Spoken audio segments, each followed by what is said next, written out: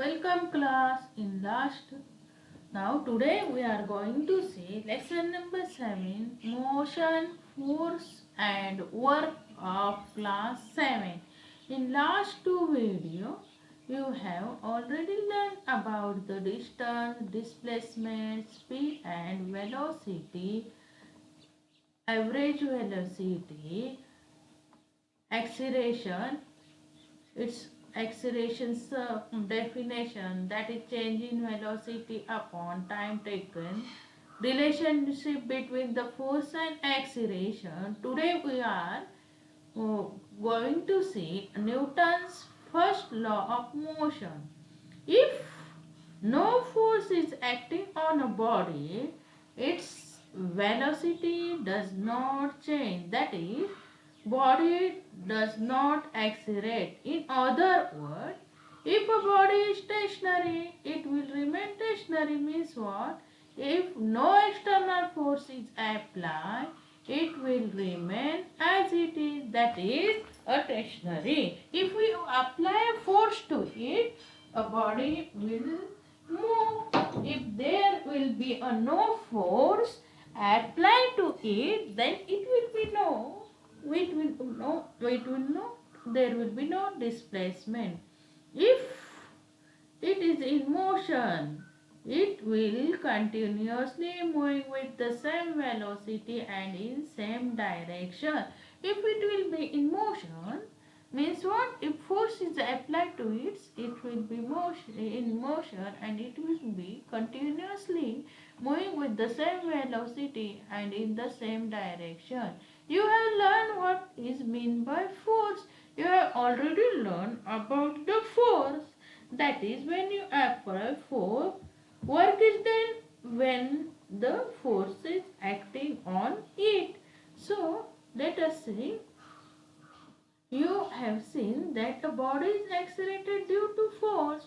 Suppose you place the 1 kilogram standard weight seen in the chapter of measurement. You have already seen about 1 kilogram weight on the surface with no friction and pull it with an acceleration of 1 meter per second, 1 meter per second square. The force applied is called 1 Newton. See that whatever force is applied, it is called as 1 Newton. Suppose what they have told, that place 1 kilogram standard weight on a surface with no friction and pull it with the acceleration of 1 meter per second. The force applied is called as 1 Newton. Now use your brain. Acceleration is a vector quantity. Is the force a vector quantity too? Now use your brain for a minute and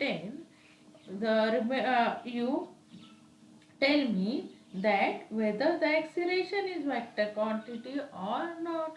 Now I will explain the reason behind it. According to the Newton's first law of motion, when the force is applied to an object, acceleration takes place. We have studied it, that according to the Newton's first law, law says that when a force is applied on an object, acceleration takes place. The effect of force depends upon whatever effects, it depends upon both the magnitude and the direction of force. The force can increase or decrease with the velocity. You know that force can decrease or increase with the velocity. Sometimes the magnitude of velocity may remain constant, but the direction of velocity can change. Magnitude can remain constant, but the direction can change. This shows that acceleration is a vector quantity, and we say that acceleration is a vector quantity. Now you think over, is a force a vector quantity too? Now we will try this. Place a weight of 1 kilogram on a smooth wooden table. Spread some talcum powder evenly on the table. Now pull the 1 kg weight with an acceleration of 1 meter per second square Again pull it with an acceleration of 2 meter per second square. See that first how acceleration was 1 meter per second square. Next, when you will do second time, again pull it with an acceleration of 2 meters per second square. It means that now you have applied the force of 2 Newton. You will have to take many trials for this experiment. See that when you will do 2 Newton, 3 Newton, 4 Newton, you should do many times.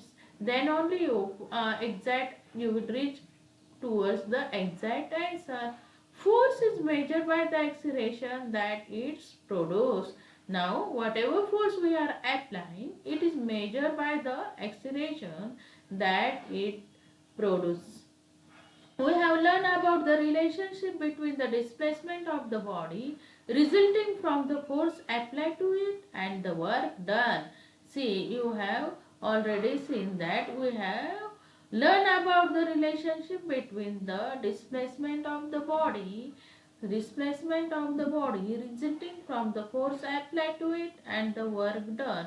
We have also learned about the work energy relationship, and that the ability to the work is called the energy. What is energy? The ability to do the work is called as energy. Now you have learned here about the energy. So you should note down this definition in your notebook. Now we see the relationship between the force, displacement and work, how it is related to each other. In the figure along, a string attached to the wooden block on the table. See here, it is a wooden block here. The string is applied to it. Here is a pulley and weight. Now it's passed over the pulley and tied to the weight. See that this string is passed over the pulley and weight is applied to it. On applying a sufficient weight, the block will be seen to move. If you apply a sufficient weight, then this block or weight will be moving. Which force is being applied here? How can this force be increased? What will happen on applying more force? When can we say that work is done by applying a force? See, whenever you are doing this activity, this question may arise. Which force is being applied here? How can this force be increased? What will happen on applying more force? What can we say that work is done by the applying force? If the block move forward, we can say that it has been displaced. If see that this block will move up here, then we will say that it has been displaced. Due to the displacement, we say that force has done some work. If it is moving, means indirectly we are applying the force. If force is applied to it, means that work is done. Can we measure this work? We know that work done depends upon force and the displacement. The following formula express this relationship, that is work done by the force is equal to force applied to the body into the displacement s of the body that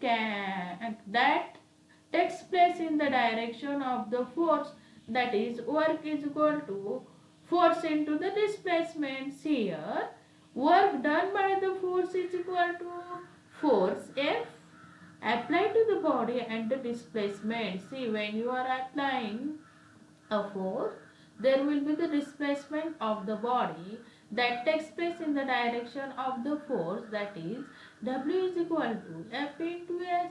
In the SI system, the unit of work is Joule, while the unit of force is Newton and the unit of displacement is meter. In the CGS system, the work is done in earth. See, You should know this SI unit.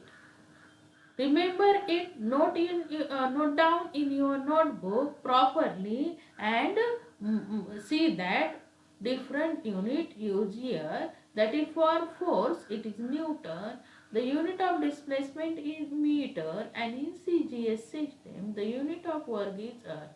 If a force of 1 Newton parallel to the surface of table is applied to the wooden block on the table, the block is displaced by 1 meter, then it can be said that work has done 1 joule of work.